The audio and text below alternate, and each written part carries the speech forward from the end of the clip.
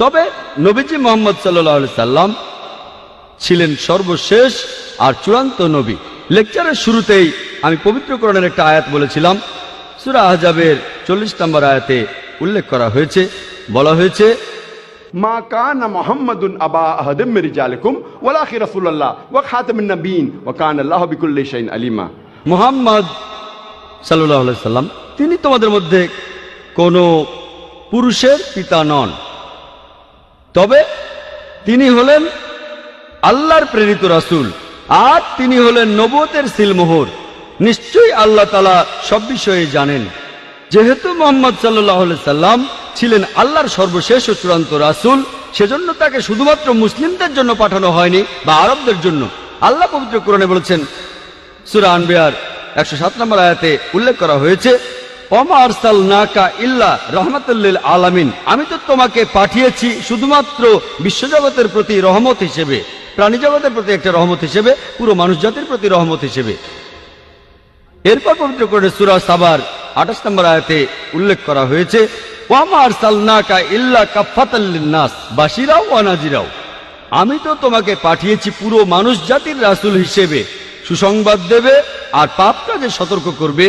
কিন্তু অধিকাংশ মানুষই একথা জানে না। যেহেতু মুহাম্মদ সাল্লাল্লাহু আলাইহি সাল্লাম ছিলেন সর্বশেষ ও চূড়ান্ত নবী, আমাদের নবীজির পরে অন্য কোনো রাসূল বা নবী আসবেন না। সেই কারণেই তাকে শুধু মুসলিমদের জন্য পাঠানো হয়নি অথবা আরবদের জন্য, তাকে পাঠানো হয়েছিল পুরো মানুষ জাতির জন্য। আমরা মুসলিমরা আমরা বিশ্বাস করি যে পবিত্র কোরআন এটা হলো আল্লাহ তাআলার বাণী, এটা হলো আল্লাহ তাআলার সর্বশেষ আসমানি কিতাব। তাই কোরআন যা বলছে আমরা সেটা মানি।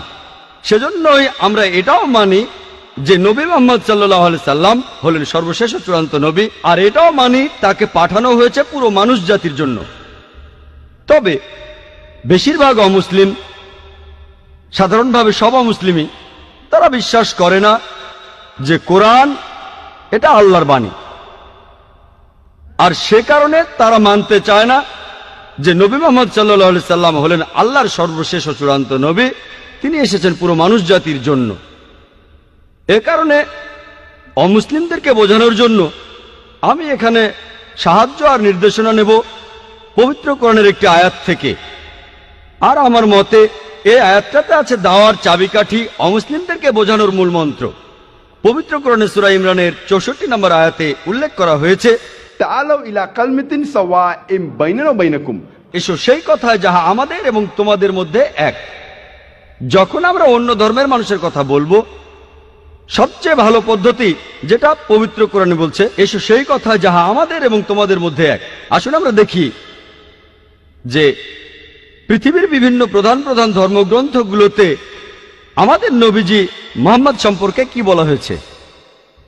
তাহলে এই অমুসলিমরা যদি বিশ্বাস করে এই ধর্মগ্রন্থগুলো যেটা তাদের ধর্মের, যদি সেই ধর্মগ্রন্থে উল্লেখ থাকে, যদি তারা মনে করে যে এটা আল্লাহর বাণী, তাহলে সেই ধর্মগ্রন্থের কথাগুলোও তাদের মানতে হবে।